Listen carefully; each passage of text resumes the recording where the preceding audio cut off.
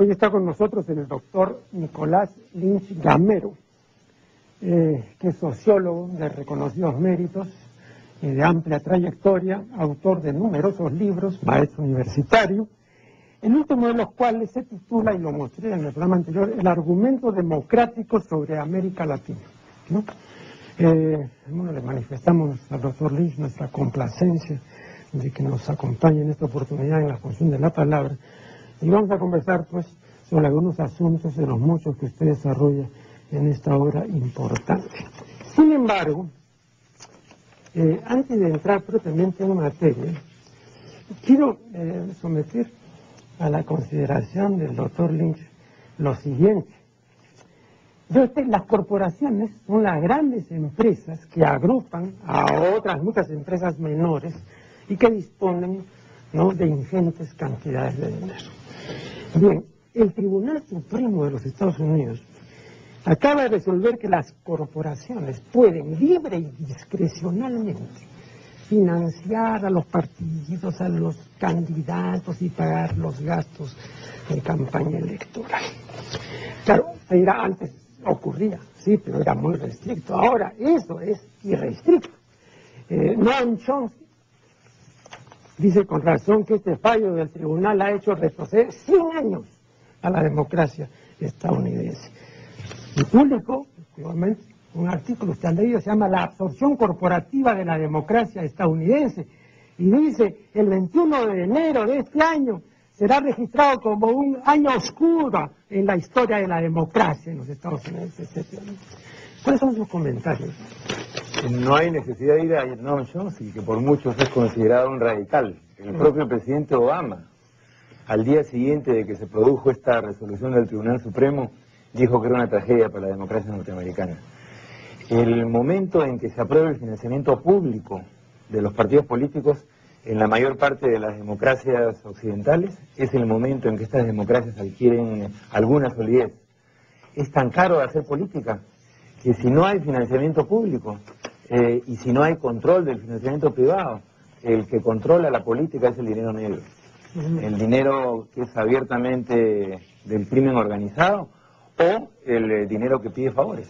Pero entonces no hay salida, porque usted dice que la democracia, tal como se entiende en Occidente, es siempre una democracia de partidos. Efectivamente, sin restricción al financiamiento privado y sin financiamiento público, el deterioro es inevitable. De eso no me cabe la menor duda.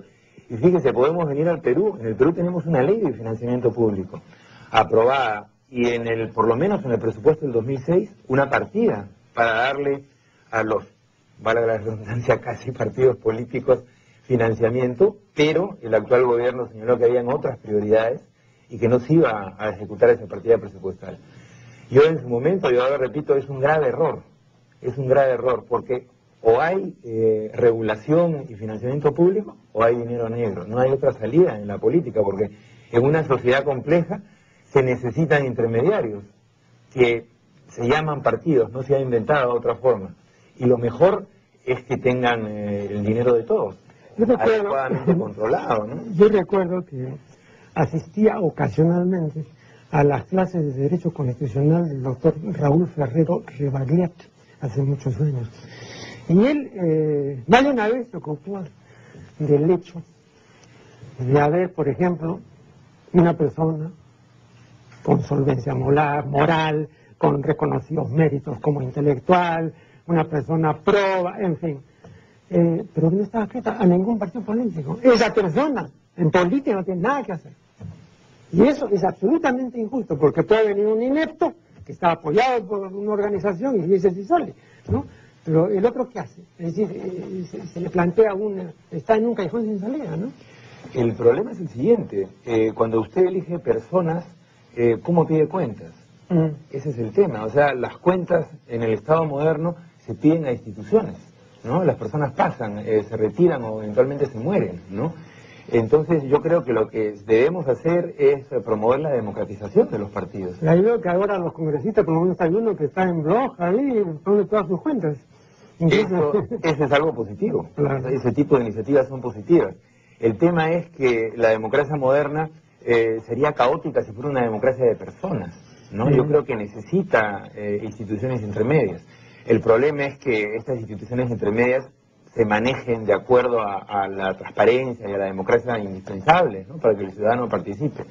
Y que, bueno, las personalidades individuales se atrevan a participar en política en instituciones que merezcan el nombre de tales, ¿no? El presidente Manuel Prado, durante su primera administración, porque ya en la segunda no lo dijo, durante su primera administración decía que en el Perú había dos clases de problemas: los problemas que no se resuelven nunca y los que se resuelven solos. Yo un día, conversando con el que fue mi profesor de filosofía en la universidad, el doctor Mario Alzamora Valdés, que por entonces era una figura importante de la democracia cristiana, le mencionaba esto. Entonces me dijo: de Negri, eso no lo dijo Prado, eso lo dijo un gobernante chileno, Arturo Alessandri, que gobernó Chile no una vez, sino dos y hasta 3 veces. El primer Alessandri, ¿no? Claro. Sí, porque había un Jorge, ¿no? Luego hubo un Jorge el año 58, presidente, claro. Su hijo, su sobrino, sí, ¿no? Sí, pero ese posterior. Entonces me dijo que eso lo repetía Alessandro. Bueno, le dije, pero sea como fuere, esta es una visión de los problemas muy deprimentes, ¿no? Porque o hay problemas que nunca se resuelven, o hay algún problema que por ahí, por sí mismo, por sí propio, casualmente, al azar, se resuelve a la muerte de un obispo, ¿no? Pero los grandes problemas siguen irresueltos. Entonces, ante esta situación, ¿qué cosa ocurre generalmente en estos países llamados del tercer mundo? Que aparece, ¿no?, el hacedor de obras. Creo que un buen ejemplo que todos hemos vivido o sufrido aquí en el Perú es el general Odría, ¿no? El general de la alegría, como decía don Livio de Reyes. Bueno, general Odría popularizó la traducción de una antigua sentencia latina que dice res non verba, lo cual traducido significa hechos y no palabras. Y efectivamente, pues ahora a la general Odría se le recuerda por los hechos, ¿no? No los hospitales, las unidades vecinales, en fin, una serie de cosas. Y no, pues, por una serie de impropiedades y abusos que se cometieron durante el Ochuño, ¿no? Entonces, siempre ha tenido este hacimiento de obras mayor llegada que la vulneración de leyes y los atropellos constitucionales que no han importado, ¿no? Y ahí se puede hacer fácilmente una larga lista, ¿no? Y se demostrará que de hecho a la gente no le importa, ¿no? Usted en la página 93 de su libro dice que al 56% de los peruanos lo que le interesa es que se resuelvan los problemas. Ahora, que los resuelve un dictador o un demócrata, eso es lo de menos, ¿no? Entonces, eso también explica por qué, igual en la época de Rodríguez, se decía que la democracia no se come, ¿no? Aunque usted dice que ahora tiene que hacer una democracia que se coma. Entonces, le pregunto, considerando que a la mayoría de peruanos no le importa ni le interesa la democracia, ¿qué porvenir tiene la democracia en el Perú? El porvenir es difícil, ciertamente, y esto se debe a los sucesivos fracasos democráticos, porque generalmente lo que se nos ha vendido como democracia ha sido básicamente el acto jurídico electoral, de ir a depositar el voto cada 3 años para alcaldes o 5 años para presidente y congresistas, pero no una democracia más integral, que tenga que ver, como usted señalaba hace un momento, con el bienestar de los ciudadanos, ¿no? Yo creo que la democracia es tanto cuidar la arbitrariedad del poder y elegir a los gobernantes, como generar las condiciones para el desarrollo de los individuos y de la sociedad en su conjunto. O sea, tiene 2 aspectos la democracia. Aquí nos quieren vender este régimen político nada más como el primero de los aspectos, ¿no? Yo creo que ese es un paquete que es de alguna manera el que nos ha exportado la cooperación norteamericana principalmente, ¿no? En las últimas décadas, que sin embargo choca con la propia tradición democrática latinoamericana, ¿no? Desde los populismos de los años 30, pasando por los reformismos constructivistas de los 60s y 70s, hasta la actualidad, donde hay una larga tradición en América Latina que tiene una idea diferente de democracia, que la democracia debe ser procedimientos, pero también bienestar, ¿no? Ahora, hay tantos fracasos y tan sucesivos que la situación, el futuro es difícil, ¿no? Ahora, vea, en eso estoy de acuerdo. Por la cantidad de años se puede juzgar, ¿no? Es decir, de años democráticos. Usted dice que de 190 años de vida republicana, apenas 30 podrían considerarse aproximadamente, pero muy poco. Es un cálculo no mío, sino del doctor Valentín Paniagua. Bueno, pero muy poco, ¿no? No, indudablemente. Ahora, usted tiene que diferenciar, digamos, el conteo, sobre todo a partir de que hay Estado, de que hay maquinaria estatal, diría yo del 1895 en adelante, ¿no? Sí. Desde el momento de la reconstrucción, posterior a la guerra con Chile, ¿no? Antes era difícil considerar a esas formaciones estatales como regímenes políticos viables, ¿no? Yo creo que del 95 en adelante es que podemos establecer un juicio más claro, ¿no? Sí, en la página 101 dice lo siguiente: entre 1980 y 1992, el Perú tuvo su periodo democrático más largo de la historia republicana, 12 años. En 1985, incluso, por primera vez un presidente elegido, Fernando Belaúnde Terry, le entregó el mando a otro presidente elegido, Alan García Pérez. Es más, este es el periodo que inaugura la democracia sin restricciones formales. Bueno, cuando yo leí esto, dije, voy a contarle al doctor Lynch lo que pasó aquí, o lo que me pasó con un programa en la época de este gobierno de Belaúnde, del segundo de este gobierno apellidado democrático. Yo conducía un programa titulado Contrapunto. Era un programa cultural y también político, ¿no? Tenía un panel. Pero cuando comenzó a emitirse este programa, primero el diario Expreso y luego el diario La Prensa comenzaron a atacar el panel. Porque dijeron, ¿qué hace ahí Leopoldo Quiapo, que ha sido, ¿no?, velasquista? ¿Qué hace ahí José Bernardo Adolf, que será un escritor brillante, pero igualmente es velasquista? Entonces había una satanización del velasquismo y de los velasquistas, ¿no? Oiga, y todos los días era, ¿no?, de que cómo era posible que en el canal de Estado estuvieran los velasquistas. Bueno, hasta que se produjo pues lo que se tenía que producir, ¿no? Y es que cerraron el programa. Por orden del gobierno. Y era, me dice usted, en el canal Cita acá, ¿no? Claro. En el canal público incluso. Por eso te le digo. Y entonces recuerdo, ¿no?, que días después del cierre, vino aquí el presidente Belaúnde porque tuvo que inaugurar una nueva maquinaria que habían recibido. Y recuerdo que una periodista del diario de Marca, y esto no me lo han contado, yo estuve presente, le dijo, presidente, ¿qué cosa pasó en el programa de Negri? Lo han clausurado, lo han cerrado. ¿No hay acaso libertad de expresión en su gobierno? No, dijo Belaúnde, siempre hacedor de frases, no, aunque ya era un fraseoclasta involutivo en esa época. Dijo, no, si hay libertad de expresión en este gobierno, lo que pasa es que no hay libertad de aburrimiento. Ese programa era muy aburrido, pues eso lo hemos cerrado. Cuando la periodista quiso, le dio la espalda y se fue. Ese es el demócrata. Bueno, vamos aquí a hacer el primer corte y ya regresaremos. Estamos dialogando con el doctor Lynch. En la página 113 usted dice, refiriéndose al llamado autogolpe del 5 de abril en el 92, este deseo de orden es lo que explica el masivo respaldo del 82% de la opinión pública al golpe de Estado en el momento en que este es perpetrado. Ahora, yo no estoy tan seguro, amigo Lynch, de que si era realmente el deseo de orden, o es el atractivo, o fue el atractivo que ejerce siempre la acción expeditiva y violenta.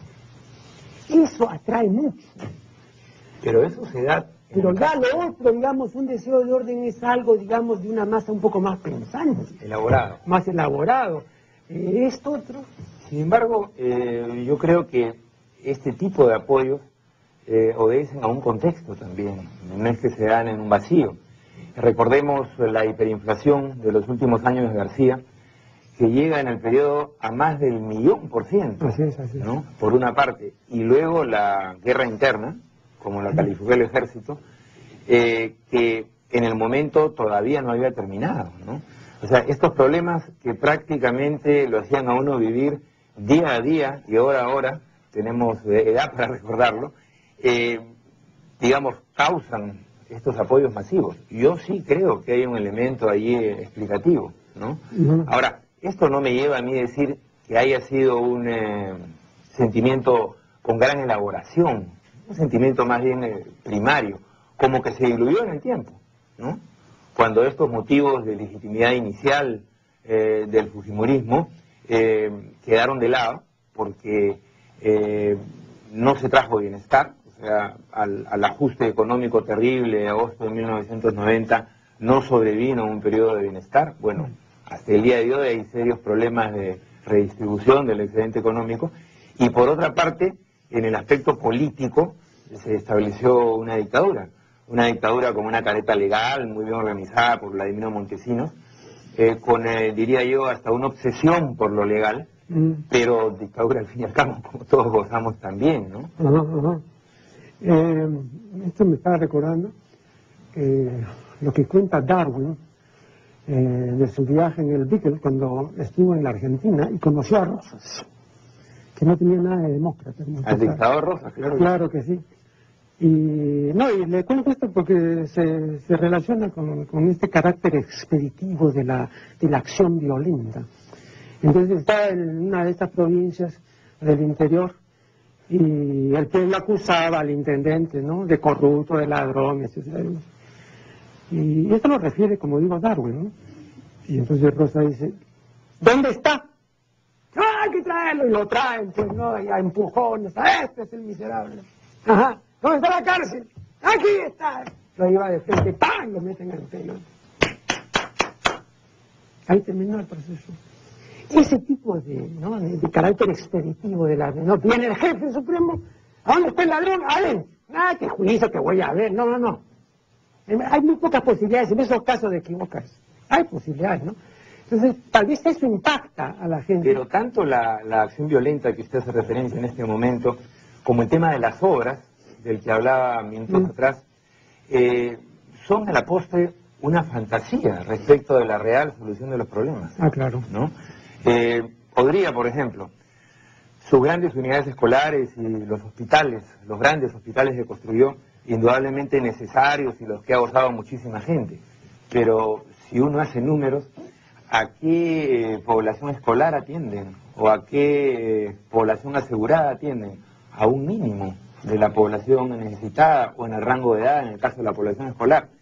Por eso le digo que la democracia, con todos sus problemas, tiene la virtud de ser un régimen político en el cual se pueden discutir los problemas de fondo, pero dígame, los temas de fondo, pero dígame, con todas las dificultades del caso. Volviendo al general de la alegría. Oye usted,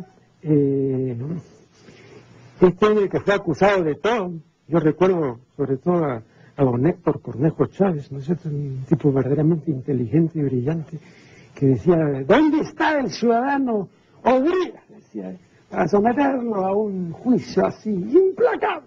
Muy bien, se acusó de todo, de ladrón para abajo. Y luego viene, se presentan las elecciones, 400.000 personas se olvidan de todo lo... Por eso digo yo, ¿no? Entonces hay una capacidad muy pronta para el olvido, o para el perdón, o para, no sé, ¿no?, una pasajera o temporal o permanente obnubilación de la conciencia. Eso depende, ¿sabe usted de qué? De la institucionalización de la democracia, ¿no? Cuando las democracias son jóvenes, sucede eso con frecuencia, pero cuando usted establece, consolida la democracia en un determinado país, eso sucede cada vez menos. No le digo que no suceda, porque no se trata de un régimen perfecto. Y ese es nuestro reto. Nuestro reto es consolidar la democracia, ¿no? No una democracia, repito, como acto electoral, nada más. Una democracia también como bienestar, pero consolidarla en el tiempo. Entonces usted está de acuerdo con lo que dice Sartori, ¿no? De que una democracia en la que solo haya demopoder es un disparate si no hay demosaber. Es fundamental. Claro, pero acá solamente hay demopoder. Bueno, y aquí entra el tema de los medios de comunicación, ¿no? Al cual Sartori se ha referido también, claro, ¿no? Y yo creo que uno de los grandes problemas de la democracia contemporánea es cómo lidiar con los medios de comunicación. Más todavía en países como el nuestro, que tienen una débil institucionalidad y donde los medios regularmente son más poderosos que las instituciones elegidas, ¿no? ¿Cómo explica usted que intelectuales ilustres como Karl Popper y Marcuse hayan propuesto, pero propuesto, no simplemente es una reflexión al pasar, hayan propuesto intervenir los medios de comunicación masiva, porque de lo contrario va a ser muy difícil el establecimiento de un régimen auténticamente democrático, ¿no? Bueno, no sé qué habrán querido decir por intervenir exactamente, pero yo en lo personal estoy de acuerdo con la necesidad de regular a la televisión, por ejemplo, ¿no? Que no es otra cosa que una concesión pública, y a la necesidad de que haya una televisión pública fuerte y extendida. Por ejemplo, una especie de Tribunal Supremo de la Ética. Convoco a personas preclaras, ilustres, sapientes, etcétera, y ellos decidirán sobre la bondad o maldad de los contenidos, porque no puedo dejar eso en manos del dueño, porque al dueño todo aquello que le dé sintonía le va a parecer bueno. Tampoco al público, porque el público que ya está maleado por tanta basura, también le va a parecer bueno lo que es basura. Entonces tiene que haber alguien que no esté contaminado. Yo no hablaría de un Tribunal Supremo de la Ética. Digo, no por decir. Eso podría, a la postre, ser peligroso. Yo creo que en el caso... Pero no más peligroso que la tendencia en manos particulares. En el caso de la televisión, cuyas concesiones las da el Estado, por ejemplo, el Ministerio de Transportes debería empezar por cumplir con la ley que ya existe, ¿no? Y que no cumple con esa ley que ya existe. Y las concesiones se entienden como propiedad privada, cuando no lo son, claro, ¿no? En el caso de la prensa escrita yo creo que la cosa es diferente, ¿no? Yo creo que allí lo que se debe promover es una transparencia y una sana competencia, ¿no? Posibilidades para que exista no solo propiedad privada empresarial de los medios, sino también para que exista propiedad cooperativa, propiedad social, ¿no? Y exista competencia de diversos puntos de vista y de diversos tipos de propiedad.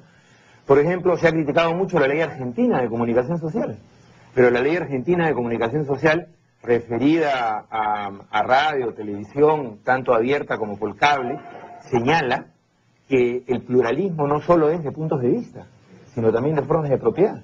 Y dice, por ejemplo, que los espectros, en el caso de la televisión y la radio, deben dividirse de acuerdo a la forma de propiedad, frente a una tercera parte para la privada empresarial, una tercera parte para la social y una tercera parte para la pública. Entonces, vuelve a la discusión, y a mí me parece saludable en América Latina, el hecho de que la libertad de expresión es algo más que lo que uno tiene que decir, tiene que ver con la propiedad del medio también. El otro día entrevistan en la televisión argentina que ha llegado a extremos a los que no hemos llegado aquí. Entrevistan a un crítico muy serio y todo, y le dicen así concretamente: ¿usted considera que la televisión argentina es televisión basura? Y el crítico dice: no, no es televisión basura. Entonces, ¿qué cosa es televisión vómito? Esa es la situación de la Argentina en los medios televisivos. Se ha llegado a un extremo al que no hemos llegado todavía, podemos llegar. Entonces, por eso digo yo, cualquier cosa que no sea algo más definido y quizá perentorio, va a quedarse en el terreno de las buenas intenciones. Mire, yo no hablaría tanto de vómito o de basura. No, yo no, a esto está repitiendo lo que dijo un crítico. ¿Sí? Como de un cierto secuestro mediático, ¿no? Ajá. O sea, que existe más en determinadas coyunturas, menos en otras, pero que, por ejemplo, en tiempos electorales es muy claro, ¿no? Hay países europeos en los cuales está prohibida la propaganda en televisión, en épocas electorales, por ejemplo. Imagínense si sucediera algo así en el Perú. Bien, vamos acá a hacer el nuevo corte y ya regresaremos. Estamos dialogando con el doctor Lynch. En la página 28, usted dice que un Estado-nación es, antes que nada, un Estado soberano. Cuando usted dice Estado soberano, ¿debemos entender que tal Estado es también una autarquía? De ninguna manera. ¿Por qué? Sencillamente un Estado que pueda tomar sus propias decisiones. Lo que pasa históricamente con los Estados en América Latina es que tienen una herencia colonial, ¿no?, que les quita posibilidades de soberanía. Esto se da en algunos estados más que en otros. El caso peruano creo que es un ejemplo muy claro de herencia colonial, ¿no? De herencia colonial que se plasma en una restricción soberana, por ejemplo, para tomar decisiones económicas, ¿no? lo que hemos visto en los últimos 30 años, que han sido 30 años de sucesivos. Son estados completamente dependientes, ¿no? Yo lo digo... Eso contradice este carácter de soberanía, ¿no? Yo digo que es una de las principales dificultades para construir democracia, el carácter dependiente del Estado peruano, ¿no? Yo ponía, perdón, lo de autarquía, porque ahí sí hablaríamos de verdadera soberanía. Digamos... Soy autosuficiente, entonces no hay dependencia. Pues claro, usted me dirá, pero ¿dónde están las autarquías?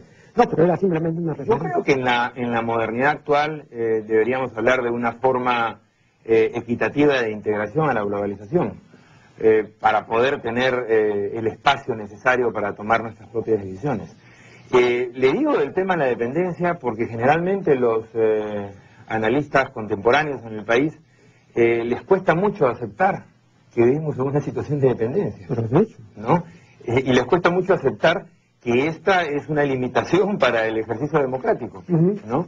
Yo creo que si algo caracteriza a América Latina en este momento, más allá de los acuerdos o desacuerdos que usted pueda tener con tal o cual gobierno, es que a diferencia de lo que pasa en el Perú, se vive un momento de mayor autonomía de poderes externos, sobre todo los Estados Unidos, ¿no? Y eso es algo positivo, es una ventana de oportunidad para el desarrollo latinoamericano, creo yo. En el Perú, en cambio, como decía Valdo Quesada alguna vez, tenemos un cierto deleite en la sumisión, ¿no? No, yo diría, perdón, a propósito de eso, también quería someter eso a su consideración. Vea, yo he sostenido aquí, y ahora lo puedo sostener, aunque no debo hacerlo porque la persona que debe exponer los puntos de vista es usted. Yo solamente soy el suscitador, digamos, de ello. Yo he sostenido que la democracia tiene un problema que es un problema que concierne ya a una característica filogenética de la especie, porque la democracia contraviene esa característica. Me refería al hecho de que la especie humana no es igualitaria, porque los grandes monos no son igualitarios, en general los animales son jerárquicos, todos son jerárquicos. La democracia en principio es igualitaria. Entonces, claro, en principio también el ser humano puede llegar a hacerlo haciendo un tremendo esfuerzo, porque va contra su naturaleza. Entonces, lo único que le es natural al ser humano es mandar o someterse. Eso sí le es natural. Por eso, las personas que imperan o las personas que se someten hacen cosas que son propias de esa naturaleza. Pero sentirse iguales a los demás, eso nos es impropio. Entonces, creo que aquí hay, repito, esto no es cultural. Hay un tope difícil de vencer, no sé cómo se podría vencer. Últimamente me decía Jorge Bruce, hablando de esto de pasada, de la democracia, me decía, ¿cómo será que acaba de publicarse en Francia un libro que se titula El odio a la democracia? Se odia, digamos, a sentirse igual a los demás. Es un mito aquello de que la democracia es un régimen de iguales. Es un régimen de iguales jurídicamente hablando, pero es un régimen de desiguales económica y socialmente. Claro. Y yo creo que la posibilidad de la democracia está en cómo, a partir de los derechos políticos de igualdad, se administra la realidad de desigualdad económica y social, ¿no? Pero eso de que la democracia es un régimen de iguales es la vitrina de la democracia. Pero vea, si la democracia es un régimen de desiguales. Sí, pero la democracia, digamos, en estos países por lo menos, depende mucho del factor electoral, del factor urnas. Y en las urnas somos todos iguales. Entonces ahí hay un igualitarismo, digamos, que ya para comenzar es un hecho, ¿no? Usted no puede negar que el voto del analfabeto vale igual que el voto del doctor Lynch, vale igual. Entonces hay un factor puramente cuantitativo. ¿Cómo se va...? Pero es que ese es el punto de partida que nos permite pensar en lo que yo señalo en el libro, en la otra cara de la democracia, en lo que es la participación, en lo que es la vigilancia ciudadana, y en lo que son las estructuras que la democracia crea para producir bienestar. Por eso digo que la democracia se debe comer. O sea, la urna no es sino un punto de partida indispensable, de legitimidad indispensable, pero ahí no se termina la democracia. Nos han querido vender que ahí se termina la democracia para manipularnos. Ese es el argumento del libro. En el libro rojo de Mao Zedong, él dice expresamente lo siguiente: el que no ha estudiado ni investigado una cosa no tiene derecho a hablar. Bueno, yo en esto rescato completamente a Mao, porque yo también pienso lo mismo. No se puede decir eso en un sistema democrático, porque todos tienen derecho a hablar. O sea, todos tienen derecho a proferir estupideces, sandeces, ¿no? Y nosotros tenemos que sufrirlas. Entonces no hay el deber de no proferirlas, hay simplemente el derecho de decirlas. Ese es el problema. Es que la verdad democrática no es la verdad científica ni la verdad filosófica. No, pero no estamos hablando de eso, estamos hablando de una opinión. No, pero es que la verdad democrática nos permite entender cómo avanzamos a tener soluciones para los problemas concretos. Entonces, la verdad democrática es producto del contraste entre diversas opiniones, ¿no? Esa es la idea. Sí, pero hay pues también calidades, que no hay jerarquía. Si usted no puede, digamos, recabar la opinión del viandante, ¿no? Del que cruza una acera, ¿no? Y preguntarle qué opina del amor, ¿no? No, pues no se puede, porque eso es un... Tendrá su experiencia amorosa, ese viandante, hay un igualitarismo, digamos, que para los espíritus, digamos, que tienden a ser selectos en ese sentido, ¿no? Pero creo que usted está confundiendo la verdad filosófica con la verdad democrática. Me parece que no son lo mismo. ¿Ah? Esa es la impresión que tengo. Yo acá no estoy hablando de filosofía, simplemente estoy hablando de que cualquiera, independientemente de las cualidades que tenga y de la preparación que tenga, puede hablar. A eso me refiero yo. No digo que no lo puede hacer. Por eso digo yo, pues ese es el problema. Entonces va a decir una tontería. Lo que mencionaba el otro día con el doctor Miro Quesada, si no me equivoco, ¿no? Yo le mencionaba una observación de Álvaro Mutis, famoso escritor colombiano que nunca ha ocultado su desafecto para con la democracia. Y decía que no me vengan a mí con el asunto de que 1 millón de personas ha elegido a tal. Pero quizás... Porque a 1 millón de personas, porque yo no dejaría gobernar ni un minuto por eso, porque a 1 millón de personas solo se le puede ocurrir una estupidez, o una bellaquería, como decía Armando Robles, como decía Ortega, ¿no? O como decía Armando Robles, una pendejada, ¿no? Sí, continúe. Pero ahí hay dos cosas, yo creo. Primero, que la tontería nos puede servir como contraste para avanzar un poco más hacia la verdad. Y segundo, que el sistema democrático tiene la virtud que si finalmente elegimos a un tonto, ¿no? Que suele ser el peligro cotidiano, tenemos la posibilidad de sacarlo del poder en la próxima elección, cosa que no sucede con otros regímenes políticos, ¿no? Bien, hasta aquí la entrevista al doctor Nicolás Lynch.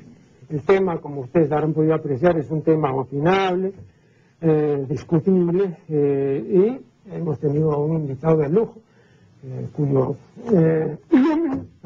esperamos todavía muchas otras contribuciones que el libro está preparando. Bueno, ahorita del doctor Lynch ahorita estoy en un descanso, diría yo.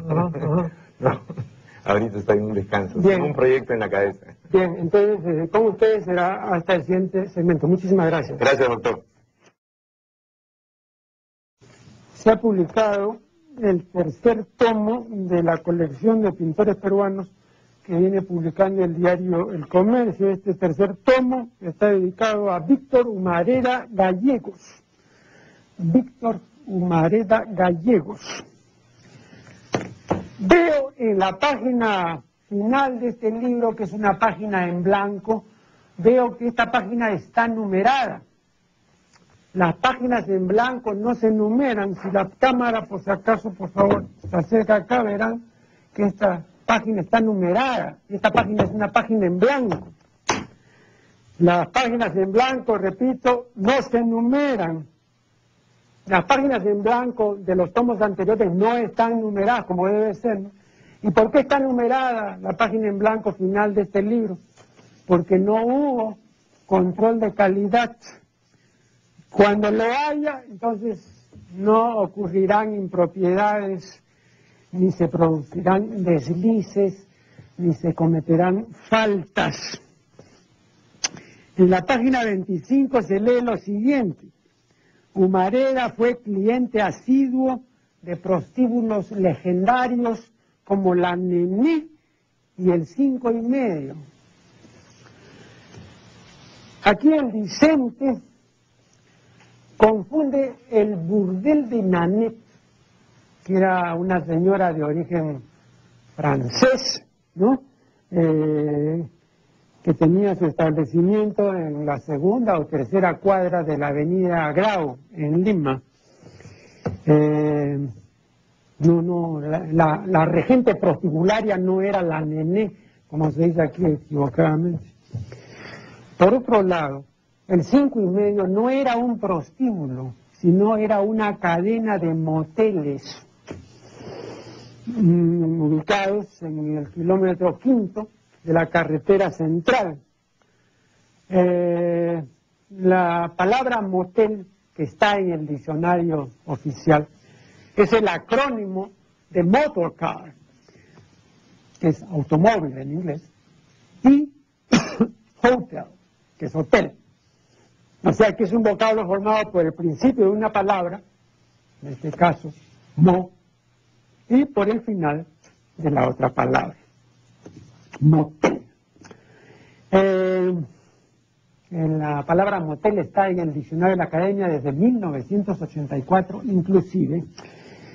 La definición académica de motel es como sigue: establecimiento público situado generalmente fuera de los núcleos urbanos y en las proximidades de las carreteras, en el que se facilita alojamiento en departamentos con entradas independientes desde el exterior y con garajes o cobertizos para automóviles próximos o contiguos a aquellos. Eso es un motel. Decir la nené en lugar de decir nané es un error. Decir que el 5,5 era un prostíbulo es otro error. Insisto, si hubiera habido control de calidad, entonces no se habrían cometido estos errores.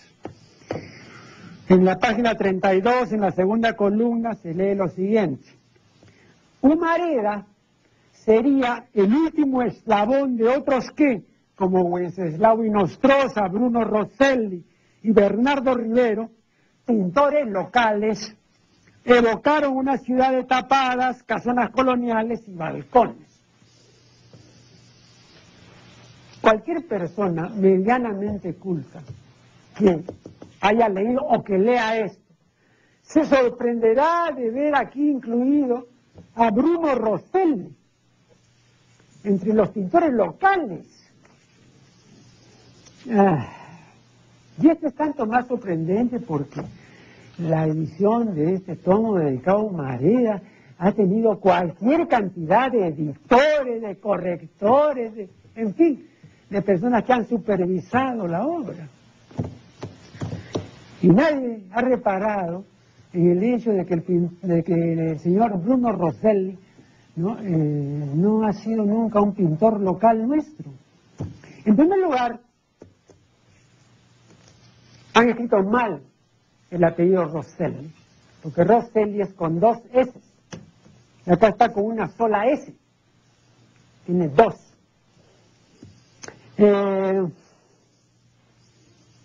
Yo lo conocí a Bruno Rosselli, distinguido maestro universitario de origen italiano, gran conocedor del arte y un crítico muy fino y perspicaz, y además una persona muy amable. Estaba siempre con un tongo, con su vestido muy a la antigua y con un bastón, y deambulaba por las calles de Lima a la busca de balcones. Llegó a tener una linda colección de los antiguos balcones limeños. Muy posteriormente Mario Vargas Llosa, ¿no? Le ha dedicado una de sus obras, ¿no? El loco de los balcones.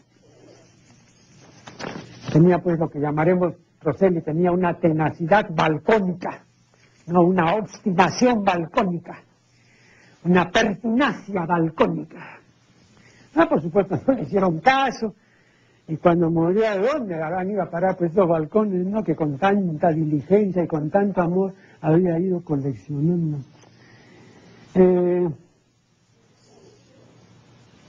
Volvemos a lo mismo, ¿no? ¿Por qué se consideró como pintor local nuestro a Bruno Rosselli? La respuesta es pintiparada. Se le consideró así porque no ha habido control de calidad. Cualquier persona, repito, medianamente, con una persona inculta no, porque ella no se va a dar cuenta. Una persona no muy culta, no, medianamente culta, tiene que saber, y de hecho sabe, que Bruno Rosselli no era un pintor local nuestro. ¿De dónde han sacado eso? Tremendo, tremendo. Bien, eso es por lo que concierne a este tomo dedicado a Víctor humareda, ¿no? Después pregunto al director, por favor, si me indica de cuántos minutos dispongo.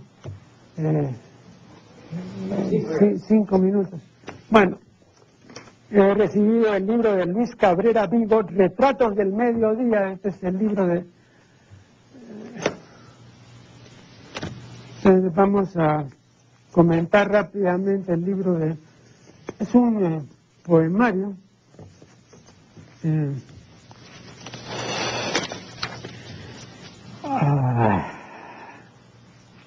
De los 43 poemas que contiene este poemario, hay 2 muy buenos y uno simplemente bueno, no sin el adverbio muy, que antepuesto al adjetivo denota grado superlativo de significación, ¿no? Muy bueno es el superlativo perifrástico, ¿no? De lo que de otra manera, para usar el superlativo absoluto, se diría bonísimo o buenísimo, ¿no? Bien. Entonces, este poemario, en mi sentir, tiene menos del 10% de bondad poética. Yo siempre digo que un poemario que tenga el 10% de bondad poética ya es recomendable, ¿no? Bueno, desgraciadamente no podré recomendarlo, pues, porque no alcanza el 10%, ¿no? De los 3 poemas dignos de nota que hay en este poemario, y que están respectivamente en las páginas 53, 56 y 70, leeré estos 2 últimos, que a mi juicio son los mejores. El de la página 56 dice así: hemos aprendido, como los gusanos, a desflorar este tiempo, a cortarlo en trocitos, para servirlo antes del desayuno y después del almuerzo. Hemos aprendido a destruir el sueño tibio de los impúberes. Abre ya tu boca y traga este instante hasta la última gota. Oh, loco alarde de alabar lo inmóvil, cuando habitamos la rueda bajo el corto paisaje de los días. Y el poema de la página 70 dice así: este aire que nos habita, que nos cobija y que nos sostiene, ya no es de los hombres ni de los pájaros. Ha sido rematado a otro habitante. Pronto vendrán a llevarse los muebles y las paredes ruinosas que quedaron después de tanta guerra y de tanta paz. Muy bien, esto último.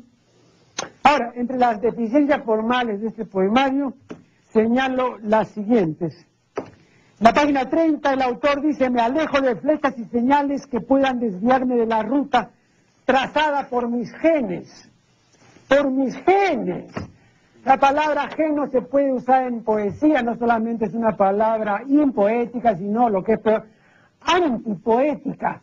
Si uno pudiera decir libremente gen o genes, entonces también podría decir, para usar expresiones de la jerga médica, podría decir diátesis traumatofílica o despeño diarreico postprandial, ¿no? No, pues ya hablar, ¿no? O sea que el otro día estaba leyendo un poema que critica Chirino, Borges a Chirino. ¿Por qué? Porque Chirino había usado el adjetivo colosal y a Borges le parecía excesivo, tremendo, fuerte. Quite ese adjetivo, le decía a Chirino. Chirino le decía: maestro, ya no puedo, ya está publicado. ¿Qué le habría parecido? Pues genio. Bueno, también en la página 33 del señor Cabrera dice: pedir disculpas. Las disculpas no se piden, pues se dan o se ofrecen, y si uno no quiere darlas, no ofrecerlas, entonces uno se disculpa, ¿no? A pesar de que la academia, ¿no es cierto?, ha admitido esta barbaridad de pedir disculpas, está en el diccionario oficial, de modo que ahora no contravienen las reglas académicas si dicen pedir disculpas, pero no por eso pues vamos a repetir las barbaridades, ¿no?, que acepta la academia, ¿no? La academia también ha aceptado el surrealismo, que es una barbaridad absoluta, ¿no? Ya no tarden en aceptar Fundito, que es otra barbaridad absoluta, ¿no? Bueno, después dice en la página 54 que hay una madre en cada manana, no, pues en cada mañana, ¿no? Después en la página 64 dice: soñado catedrales inmensas, debió decir soñando, ¿no?, catedrales inmensas.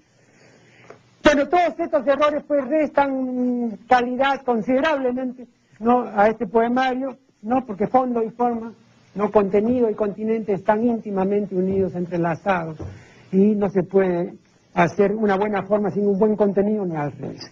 Bien, eso ha sido todo por lo que concierne a la presente edición de la Fusión de la Palabra y será hasta el siguiente programa.